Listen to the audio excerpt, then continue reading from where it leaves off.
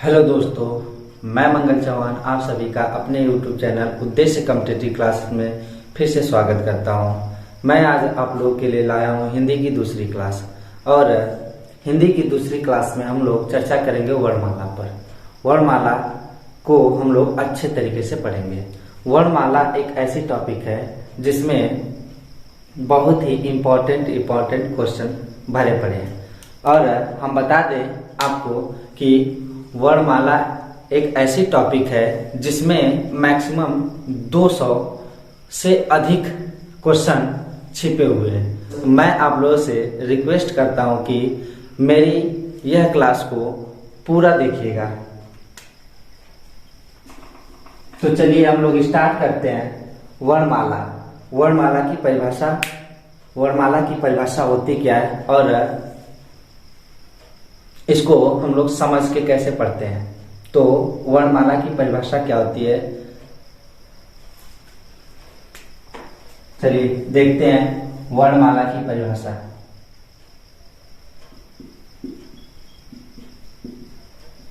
यदि आपसे वर्णमाला की परिभाषा पूछी जाए तो बताइएगा कि वर्णों के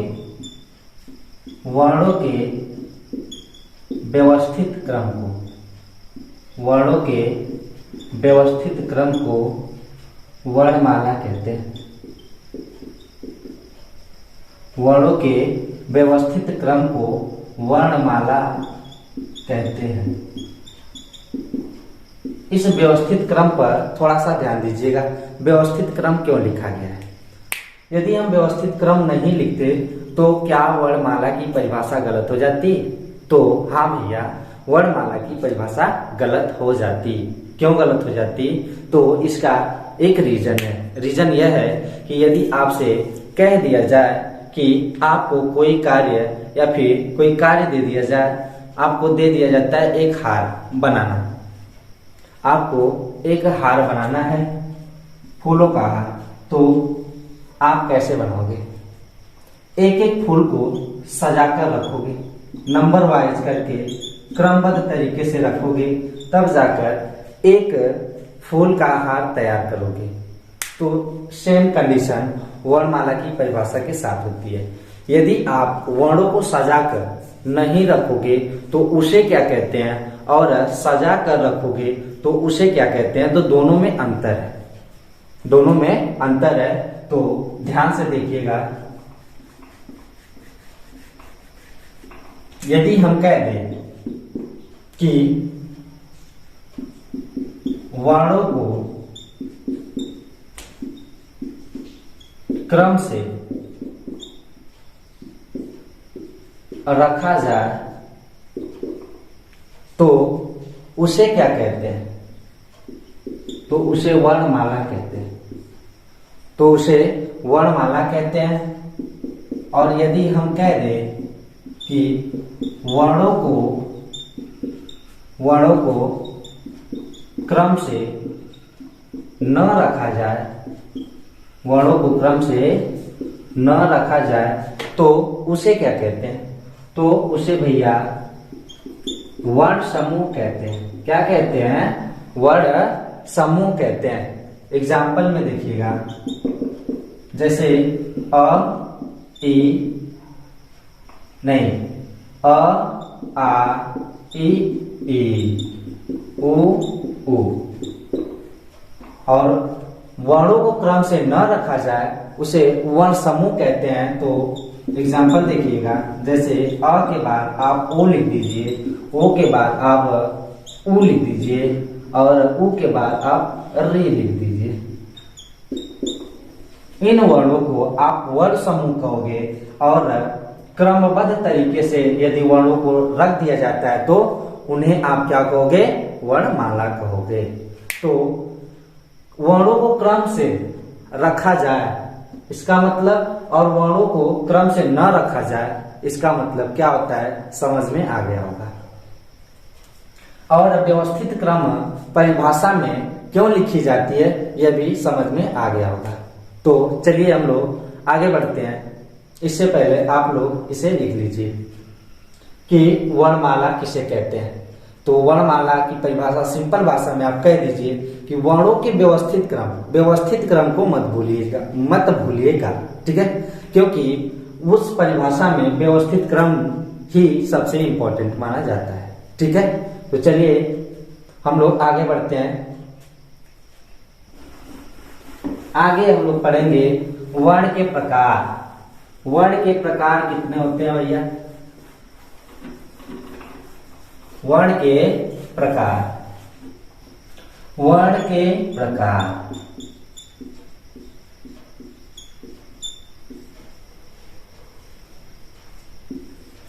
वर्ण के दो प्रकार होते हैं। वर्ण के दो प्रकार होते हैं। पहला होता है स्वर, दूसरा होता है व्यंजन। पहला होता है स्वर, दूसरा होता है व्यंजन। इन दोनों की परिभाषा भी अलग अलग होती है। इन दोनों की परिभाषा भी अलग अलग होती है और इनकी परिभाषा बहुत ही इंपॉर्टेंट है, क्योंकि कई लोग नहीं बता पाते हैं कि स्वर किसे कहते हैं और व्यंजन किसे कहते हैं, और स्वर और व्यंजन में अंतर होता है कि नहीं। तो हम बताते हैं भैया अंतर होता है कि नहीं। उससे पहले स्वर की परिभाषा क्या होती है जान लीजिए।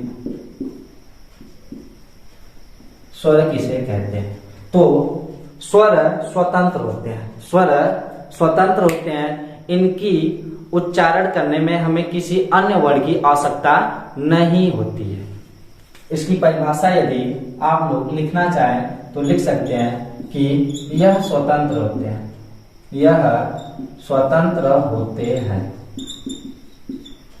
यह स्वतंत्र होते हैं। इनका उच्चारण करने में, इनका उच्चारण करने में किसी अन्य वर्ण की आवश्यकता नहीं पड़ती है, नहीं पड़ती है। तो उन्हें क्या कहते हैं? उन्हें स्वर कहते हैं। और जिसे भैया आवश्यकता पड़ती है उसे क्या कहेंगे? व्यंजन कहेंगे। व्यंजन जो होते हैं यह स्वर की सहायता से बोले जाने वाले वर्ण होते हैं। इसमें देख लीजिए, जैसे अ, ई, उ, री, अ, उ, ई और री। इनको बोलने में, इनका यदि आप उच्चारण करोगे तो किसी अन्य वर्ण की सहायता नहीं लेनी पड़ती है, लेकिन व्यंजन में स्वर की सहायता लेनी पड़ती है। तो व्यंजन की परिभाषा हम लोग बाद में पढ़ेंगे।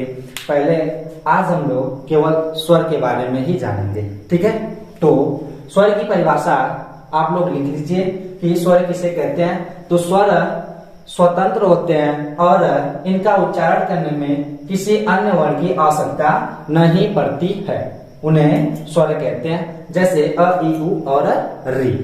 अब हम लोग आगे बढ़ेंगे कि स्वरों के कितने प्रकार होते हैं। स्वरों के कितने प्रकार होते हैं? तो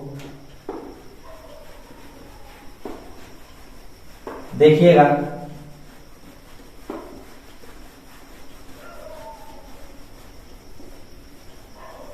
स्वरों के प्रकार।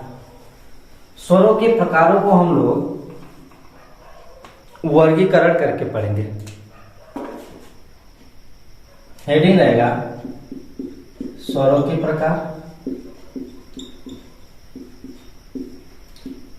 हम बताएं कि स्वरों के प्रकार को हम लोग वर्गीकरण करके पढ़ेंगे और व्यंजन को भी हम लोग वर्गीकरण करके ही पढ़ेंगे। सीरियल नंबर से पढ़ेंगे। देखिएगा कितना मजा आता है। गारंटी देते हैं भैया कि वर्णमाला जरूर आप लोगों को समझ में आएगा और सबसे अलग भी रहेगा। अब डालिएगा हेडिंग स्वरों का वर्गीकरण। स्वरों का वर्गीकरण। स्वरों का वर्गीकरण हम 5 तरीके से करेंगे। 5 तरीके से करेंगे। ये 5 तरीका जो है बहुत ही इंपॉर्टेंट होने वाला है। ठीक है, तो पहला वर्गीकरण हम लोग करेंगे मात्रा या उच्चारण में लगने वाले समय के आधार पर मात्रा या उच्चारण में लगने वाले समय के आधार पर स्वरों के कितने प्रकार होते हैं। तो थोड़ा ध्यान से हेडिंग को देखिएगा। मात्रा, उच्चारण में लगने वाले समय, मात्रा, समय, इसको थोड़ा ध्यान से देखिएगा क्योंकि इन्हीं दोनों की बात कही गई है इसमें। ठीक है, मात्रा क्या होती है? मात्रा कई प्रकार से होते हैं। लघु मात्रा होती है, दीर्घ मात्रा होती है। अब लघु मात्रा किसे कहते हैं? लघु मात्रा का मतलब क्या होता है? तो लघु मात्रा का मतलब होता है एक मात्रा, छोटी मात्रा, है ना। और समय, समय से तात्पर्य यह है कि कम, ज्यादा, अधिक, यही होता है। तो इन दोनों को थोड़ा ध्यान से देखिएगा क्योंकि आगे इन्हीं दोनों का मतलब निकलेगा। ठीक है, तो मात्रा या उच्चारण में लगने वाले समय के आधार पर स्वरों के कितने प्रकार होते हैं। तो स्वर के भैया 3 प्रकार होते हैं। कितने प्रकार होते हैं? 3 प्रकार। एक होता है ह्रस्व स्वर, दूसरा होता है दीर्घ स्वर, तीसरा होता है प्लुत स्वर। प्लुत स्वर, यह 3 स्वर किस आधार पर है? तो आपसे क्वेश्चन पूछा जा सकता है कि मात्रा के आधार पर स्वरों के कितने प्रकार। तो क्या बताएंगे? 3 प्रकार। नाम ह्रस्व स्वर, दीर्घ स्वर और प्लुत स्वर। और दूसरे तरीके से आपसे पूछ सकता है कि उच्चारण में लगने वाले समय के आधार पर उच्चारण में लगने वाले समय के आधार पर स्वरों के कितने प्रकार होते हैं। तो कितने प्रकार होते हैं? 3। दोनों प्रकार से पूछ सकता है। हेडिंग को ध्यान से पढ़िएगा और इन तीनों में से कोई एक देकर पूछ सकता है कि बताइए भैया ह्रस्व स्वर किस आधार पर स्वरों में गिना जाता है? ह्रस्व स्वर किस आधार पर स्वरों में गिना जाता है? तो किस आधार पर होगा? ऑप्शन दे सकता है, मात्रा के आधार पर या फिर उच्चारण में लगने वाले समय के आधार पर। ठीक है, तो मुझे आशा है कि आप लोगों को मेरी बात समझ में आई होगी। तो चलिए ठीक है, हम लोग आगे बढ़ते हैं। अब नंबर वाइज इनको पढ़ेंगे कि ह्रस्व स्वर किसे कहते हैं, दीर्घ स्वर किसे कहते हैं और प्लुत स्वर किसे कहते हैं। तो इसे आप लोग लिख लीजिए, फिर इसके बाद हम लोग आगे बढ़ते हैं।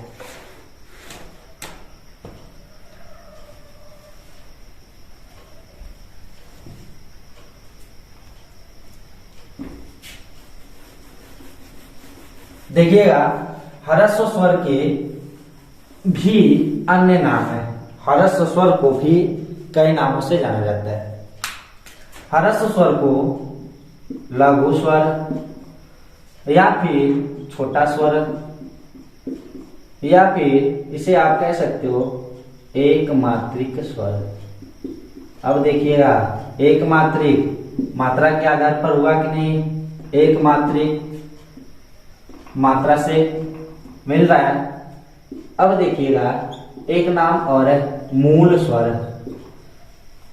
इतने नामों में से किसी को देकर आपसे पूछ सकता है। कैसे? कि लघु स्वर किसे कहते हैं, मूल स्वर किसे कहते हैं, एक मात्रिक स्वर किसे कहते हैं, ह्रस्व स्वर किसे कहते हैं। 1 2 3 4 5, मतलब कि आपसे 5 प्रकार से क्वेश्चन पूछ सकता है। इन 5 में से किसी को देकर पूछ सकता है। तो इसकी परिभाषा क्या होती है? यदि आप समय के आधार पर इसकी परिभाषा बनाएंगे तो इस प्रकार बनाएंगे कि ऐसे स्वर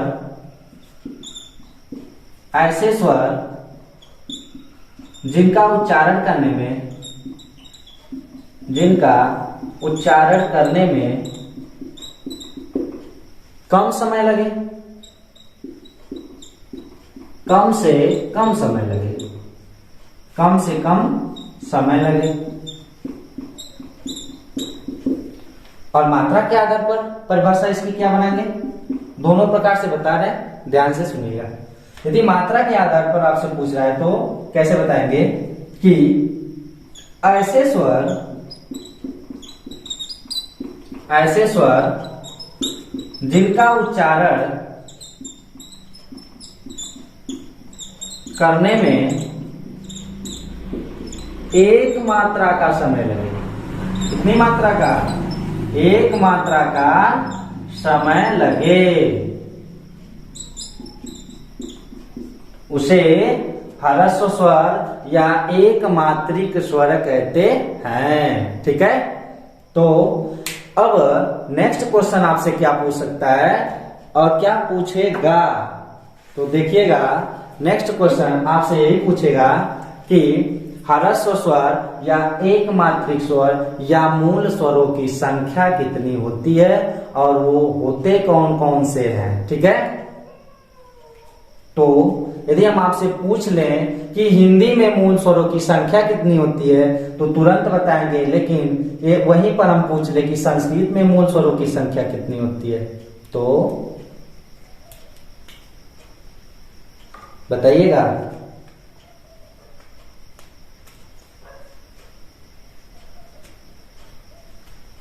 हिंदी में मूल स्वरों की संख्या 4 होती है और ह्रस्व स्वर होते कौन कौन से हैं वो भी हम बताते हैं।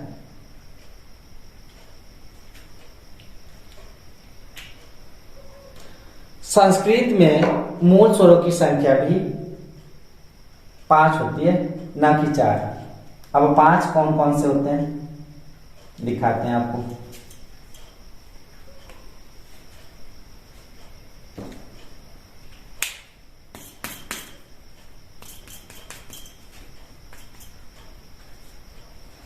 इसे मिटा दें। ह्रस्व स्वर की परिभाषा मुझे आशा है कि आप लोगों को समझ में आ गई होगी। तो अब देख लीजिए कि ह्रस्व स्वर होते कौन कौन से हैं।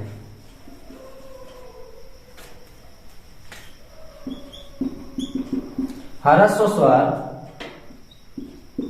अ, ई, उ और री, ये तो हिंदी के हो गए। यदि हम पूछ ले कि मूल स्वरों की संख्या कितनी होती है तो 4 बताइएगा। कितनी होती है? 4। अब मूल स्वर किसे कहते हैं? मूल स्वर किसे कहते हैं? अभी हम लोग पीछे पढ़े हैं कि स्वर की परिभाषा उसमें क्या पढ़े थे कि यह स्वतंत्र होते हैं, इनका उच्चारण करने में हमें किसी अन्य वर्ण की सहायता नहीं लेनी पड़ती है ना। और मूल स्वर का मतलब यही होता है, जैसे मूल स्थान होता है आपका, मूल स्थान होता है भारत के आप किसी भी कोने में रहिए, लेकिन यदि आपसे पूछा जाएगा कि आपका मूल स्थान क्या है तो आप जहां पर जन्म लिए हैं उसी को मूल स्थान बताएंगे, है कि नहीं। सेम उसी प्रकार से मूल स्वर यही 4 होते हैं, इन्हीं चारों से आगे वाले स्वर बने। ठीक है, देखिएगा कैसे कैसे बने उनको हम लोग अच्छे से चर्चा करेंगे। ठीक है, तो यहां से क्वेश्चन कैसे पूछेगा कि हिंदी में मूल स्वरों की संख्या, हिंदी में मूल स्वरों की संख्या कितनी होती है? 4 होती है। और कौन कौन से? अ, ई, उ और री। और यदि पूछ ले आपसे कि संस्कृत में मूल स्वरों की संख्या कितनी होती है तो 5 होती है। अब वो 5 कौन कौन से होते हैं संस्कृत में तो देखिएगा, अ, ई, उ, री, और एक होता है लरी। क्या होता है? लरी। यही होते हैं 5। यदि हम आपसे पूछ ले कि स्वरों की कुल संख्या कितनी होती है, स्वरों की कुल संख्या कितनी होती है, तो कितना बताएंगे आप लोग? 13 बताएंगे? नहीं, स्वरों की कुल संख्या पूछे, स्वरों की कुल संख्या पूछे तो 11। कितनी होती है? 11। और यदि संस्कृत में स्वरों की संख्या पूछे तो संस्कृत में स्वरों की संख्या कितनी होती है? 13, न कि 11। ठीक है। कहीं कहीं हिंदी में स्वरों की संख्या 10 बताते हैं, कहीं कहीं स्वरों की संख्या 10 बताई जाती है, तो उसमें वो लोग री को नहीं गिनते, री को नहीं गिनते। लेकिन संस्कृत में स्वरों की संख्या यदि आपसे पूछी जाए कि कितनी होती है टोटल, तो भैया 13 बताइएगा, न कि 11। 13 कौन कौन से होते हैं? और हिंदी में स्वरों की संख्या 11 कौन कौन सी होती है? क्योंकि आप लोग तो बचपन में अ ई अ से लेकर अ तक पढ़े हो, तो भैया उनकी संख्या तो 13 होती है, लेकिन यहाँ पर 11 हम बता रहे हैं। वो दो कहाँ गए? वो दो कहाँ गए?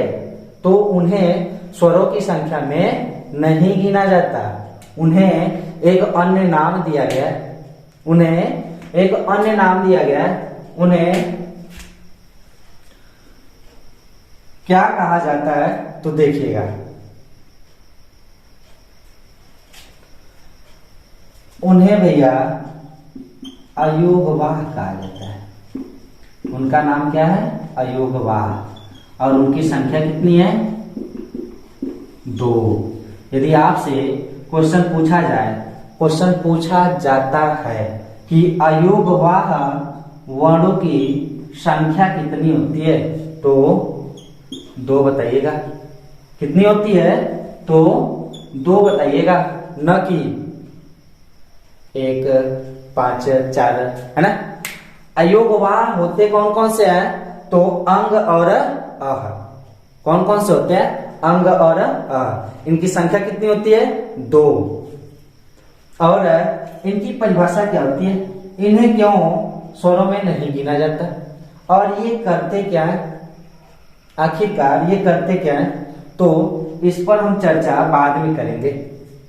पहले आप लोग इसे लिख लीजिए, फिर उसके बाद हम अयोगवाह वर्ण किसे कहते हैं, तो चलिए हम मिटाने जा रहे हैं।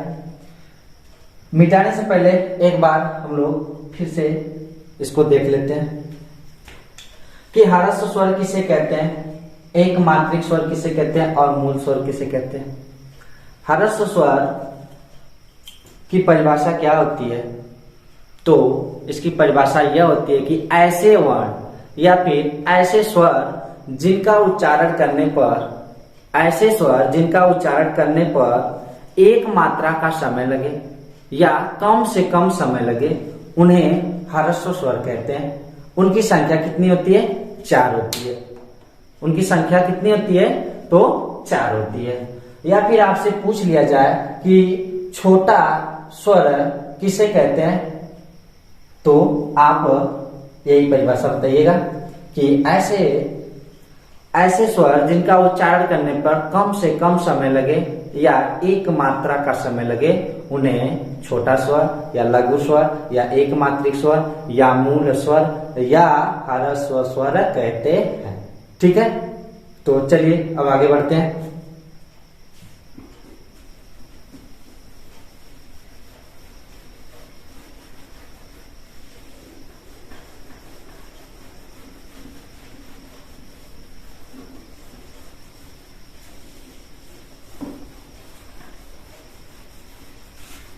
ये तो था ह्रस्व स्वर।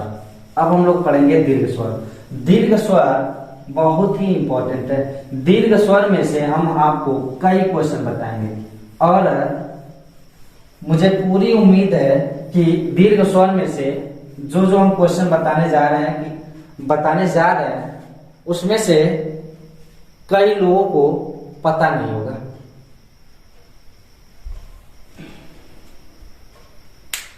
तो चलिए हम लोग आगे बढ़ते हैं दीर्घ स्वर की तरफ। दीर्घ स्वर किसे कहते हैं और दीर्घ स्वर को भी कोई नाम दिया गया है? दीर्घ स्वर को भी कोई नाम दिया गया है कि नहीं? तो चलिए देखते हैं। दीर्घ स्वर को भी कहा जाता है गुरु स्वर, बड़ा स्वर, और इसे कहा जाता है द्विमात्रिक। क्या कहा जाता है? द्विमात्रिक स्वर। और दीर्घ स्वर को एक और नाम से जाना जाता है संधि स्वर। क्या कहा जाता है? संधि स्वर।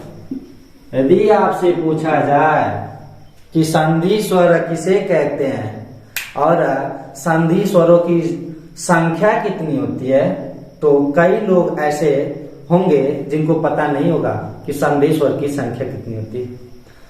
दीर्घ स्वर से हम आपसे सबसे पहले कई क्वेश्चन पूछने जा रहे हैं। बताइएगा कि मूल दीर्घ स्वरों की संख्या कितनी होती है और संधि स्वरों की संख्या कितनी होती है। और तीसरा क्वेश्चन है संयुक्त स्वरों की संख्या कितनी होती है। और बताइएगा कि संयुक्त स्वरों की संख्या तो पूछ लिए, बताइएगा कि संयुक्त दीर्घ स्वरों की संख्या कितनी होती है। ठीक है, 3 से 4 क्वेश्चन हम आपसे पूछे हैं। यदि आपको पता होगा तो बताइएगा, यदि नहीं पता होगा तो ईमानदारी से बता दीजिएगा कि सर जी यह हमें नया मिला था। ठीक है, तो चलिए हम लोग स्टार्ट करते हैं दीर्घ स्वर की परिभाषा। दीर्घ स्वर की परिभाषा क्या होती है? हम पहले ही बताएं कि मात्रा और समय पर थोड़ा सा ध्यान दीजिएगा। मात्रा और समय पर। मात्रा मिला, इसकी परिभाषा आप बना सकते हो, बहुत ही सिंपल है। और समय, समय भी यहीं से आप निकाल सकते हो। जैसे दीर्घ का मतलब बड़ा होता है। अब भैया कोई भी बड़ी चीज को यदि आप बोलोगे तो समय तो लगेगा ही, है कि नहीं? तो देखिएगा इसकी परिभाषा कैसे बनाई जाती है। परिभाषा यह होती है कि ऐसे स्वर जिनका उच्चारण करने में एक मात्रा से अधिक समय लगे। किससे? एक मात्रा से अधिक समय लगे। या फिर कह सकते हो कि ऐसे स्वर जिनका उच्चारण करने में 2 मात्रा का समय लगे। कितने मात्रा का? 2 मात्रा का समय लगे, उसे दीर्घ स्वर कहते हैं। या फिर दूसरी परिभाषा बना सकते हो कि ऐसे स्वर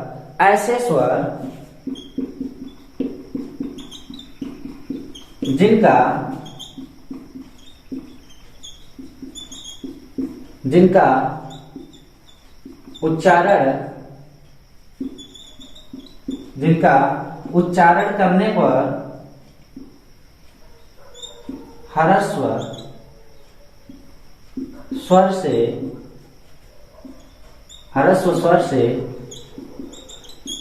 अधिक समय लगे। ह्रस्व स्वर से अधिक समय लगे, उन्हें क्या कहेंगे?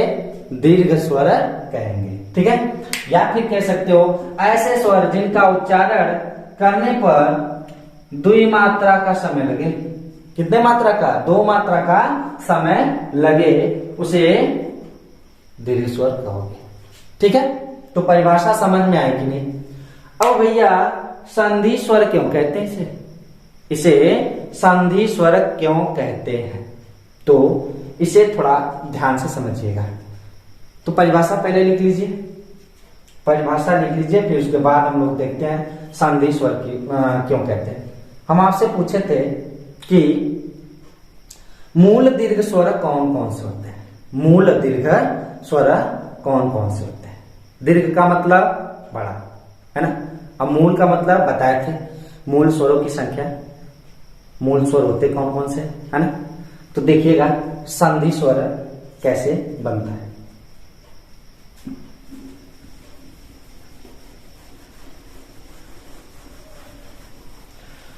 मूल स्वरों की संख्या तो हम बताए थे 4। मूल स्वरों की संख्या तो 4 होती है और मूल स्वर ऐसे स्वर हैं जिनको आप संधि में प्रयोग नहीं कर सकते, जिनको आप संधि में प्रयोग नहीं कर सकते। लेकिन मूल दीर्घ जो स्वर है, मूल दीर्घ जो स्वर है, इनको आप संधि में प्रयोग कर सकते हो और इनका संधि विच्छेद होता है, इनका संधि विच्छेद भी होता है। पहला क्वेश्चन यह है आपसे कि सजातीय स्वर किसे कहते हैं? सजातीय दीर्घ स्वर किसे कहते हैं? सजातीय दीर्घ स्वर कह लीजिए या सजाती स्वर किसे कहते हैं और उनकी संख्या कितनी होती है। और विजातीय स्वर किसे कहते हैं? विजातीय दीर्घ स्वर किसे कहते हैं और विजातीय दीर्घ स्वरों की संख्या कितनी होती है ना? उन सब चीजों को हम बाद में बताएंगे।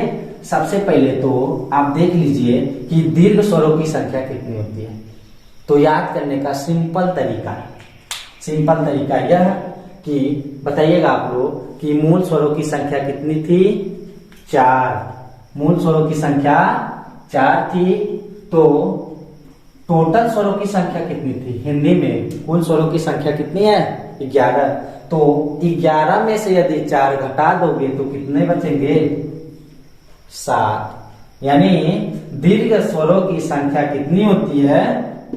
तो 7 होती है। ठीक है, कितनी होती है भैया?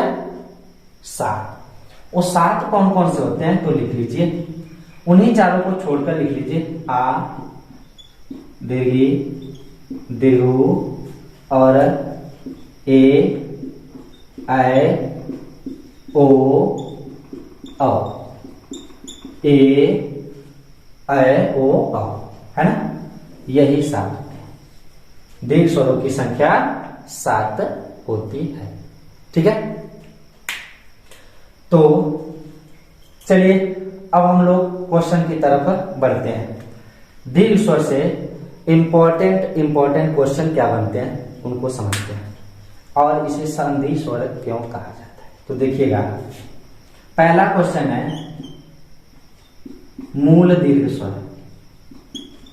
मूल दीर्घ स्वर, मूल दीर्घ स्वरों की संख्या यदि आपसे पूछी जाए तो बताइएगा कितनी होती है। हम आपको बता देते हैं। मूल दीर्घ स्वरों की संख्या यदि आपसे पूछी जाए तो तुरंत बताइए 3 होते हैं। कितने होते हैं? 3। और उनके नाम क्या क्या होते हैं, वो होते कौन कौन से हैं? तो देखिए, दीर्घा, दीर्घी और दीर्घ ऊ, यही 3 होते हैं मूल दीर्घ स्वर। मूल दीर्घ स्वर, दीर्घ तो है, दीर्घा, दीर्घी, दीर्घु। मूल दीर्घ स्वर क्यों कहा जाए? रीजन यह है क्योंकि यह मूल स्वरों से मिलकर बनते हैं, यह मूल स्वरों के मेल से बनते हैं, इसीलिए इन्हें मूल दीर्घ स्वर कहा जाता है। ठीक है, बात समझ में आ रही है कि नहीं? देखिएगा, यदि हम इसका संधि विच्छेद करेंगे तो क्या होगा? अ धन अ बराबर आ, लघु ई योग लघु ई बराबर दीर्घी, लघु योग लघु योग बराबर दीर्घ। सॉरी,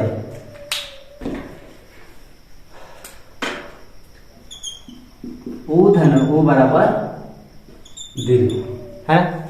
तो बताइएगा कि मूल स्वर है कि नहीं? अ, ई, उ। मूल स्वरों के मेल से, मूल स्वरों के मेल से ही तो बने, मूल स्वरों के मेल से ही तो ये बने तीनों। तो इनका क्या नाम रखा गया? मूल दीर्घ स्वर। क्या नाम रखा गया भैया? मूल दीर्घ स्वर। दीर्घ स्वर, दीर्घ का मतलब बड़ा और मूल का मतलब कि यह मूल स्वरों के मेल से बने हैं। ठीक है, तो बात समझ में आई कि मूल दीर्घ स्वर क्यों कहते हैं और कौन कौन से होते हैं। तो चलिए ठीक है, हम आपसे एक और क्वेश्चन पूछे थे कि सजातीय स्वर किसे कहते हैं, सजातीय स्वर किसे कहते हैं। तो देखिएगा भैया, सजातीय स्वर किसे कहते हैं, सुन लीजिए सजातीय स्वर किसे कहते हैं, आप लोग अपने हिसाब से लिख लीजिएगा।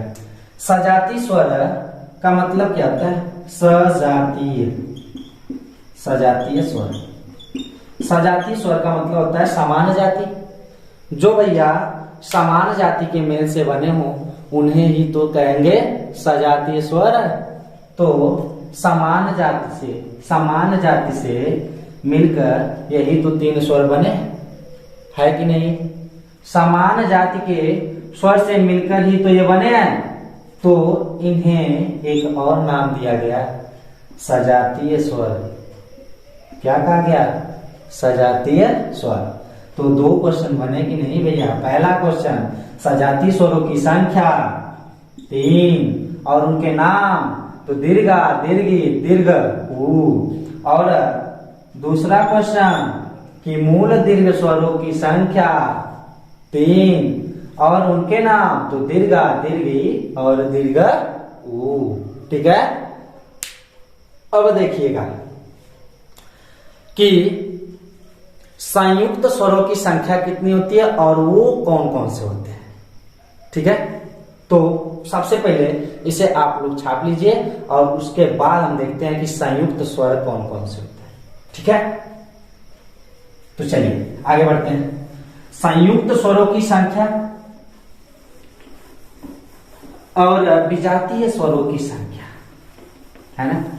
यहां से भैया क्वेश्चन पूछता है, यह हम आपको गारंटी देते हैं क्योंकि यह थोड़ा सा डिफिकल्ट होता है और यहां से हमेशा क्वेश्चन बनते हैं और बढ़िया क्वेश्चन है ये। ठीक है, तो ये तो तीन की कहानी खत्म। दीर्घा, दीर्घी, दीर्घ, ऊ। बचे कौन, यही 4 महापुरुष बचे। तो इन्हीं को कहा जाता है भैया क्या, संयुक्त स्वर। क्या कहा जाता है, संयुक्त स्वर। यदि आपसे पूछा जाए कि संयुक्त स्वरों की संख्या कितनी होती है, तो तुरंत बताइएगा 4। और वो होते कौन कौन से हैं, तो ए ऐ ओ औ, ए ऐ ओ औ। ठीक है, संयुक्त स्वरों की संख्या 4 और उनके नाम ए ऐ ओ औ। ठीक है, अब भैया इन्हें विजातीय स्वर क्यों कहा जाता है, विजातीय स्वर, विजातीय स्वर। इन्हीं चारों को विजातीय स्वर भी कहा जाता है। तो विजातीय स्वर क्यों कहा जाता है भैया, इसका भी तो रीजन होगा। तो विजातीय स्वर इसलिए कहा जाता है क्योंकि यह जो है वी मीन्स होता है अन्य, वी मीन्स होता है अन्य और जाति मीन्स जाति। तो जो भैया अन्य जाति से मिलकर बने होंगे उन्हें क्या कहा जाएगा, विजातीय स्वर। ठीक है, अब हम आपसे क्वेश्चन पूछते हैं कि आय जो है किन किन स्वरों के मेल से बना है, आय जो है किन किन स्वरों के मेल से बना है, और जो है किन किन स्वरों के मेल से बना है। यहां से क्वेश्चन पूछता है भैया, तो थोड़ा ध्यान से पढ़िएगा, समझ के पढ़िएगा। सबसे बड़ी बात समझ के पढ़िएगा। तो हम आपको लिख कर दिखा देते हैं कि ये जो 4 संयुक्त स्वर बोले जाते हैं, इन्हें संयुक्त स्वर क्यों कहा जाता है, क्योंकि यह 2 स्वरों के मेल से बनते हैं। संयुक्त मीन्स क्या होता है, जुड़ना। तो ये जो स्वर होते हैं ये 2 स्वरों के मेल से मिलकर बनते हैं, इसीलिए इन्हें संयुक्त स्वर कहा जाता है। ठीक है, तो संयुक्त स्वर क्यों कहा जाता है और उनकी संख्या कितनी होती है, विजातीय स्वर की संख्या कितनी होती है और विजातीय स्वर क्यों कहा जाता है, और विजातीय स्वर होते कौन कौन से हैं, यह बात समझ में आई। ठीक है, तो देखिएगा ये जो 4 स्वर है किन किन स्वरों के मेल से बने दिखाते हैं आपको। इसे लिख लीजिएगा, कुछ लिखिएगा या मत, लेकिन इसे जरूर लिखिएगा। दीर्घ जो स्वर है ना, ए ऐ, ए ऐ, ओ औ। किन किन स्वरों के मेल से बने, तो देखिएगा ए को अ धन ई, अ धन ई से मिलकर बना है ए। क्या बना है? ए। आ धन ए से मिलकर बना है आई, और ओ तो आ धन ऊ, आ धन ऊ से मिलकर बना है ओ, और आ धन ओ से मिलकर बना है अ।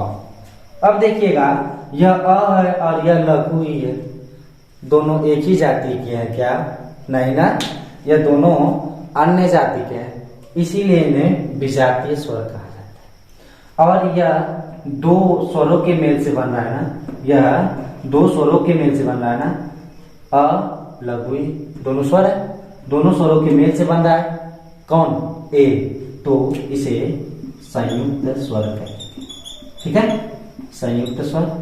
और दो अन्य जातियों के मेल से बन रहा है, इसीलिए इसे विजातीय स्वर भी कहा जाता है। बात समझ में आई कि नहीं? आप लोग लाइक और कमेंट करके बता दीजिएगा। ठीक है, तो दीर्घ स्वर किसे कहते हैं और दीर्घ स्वर के अन्य नाम कौन कौन से हैं, यह बात आपके दिमाग में घुसा कि नहीं घुसा, अब आप लोग कमेंट और लाइक करके ही बताइएगा। तो मुझे उम्मीद है कि आज की क्लास आप लोगों को समझ में आई होगी।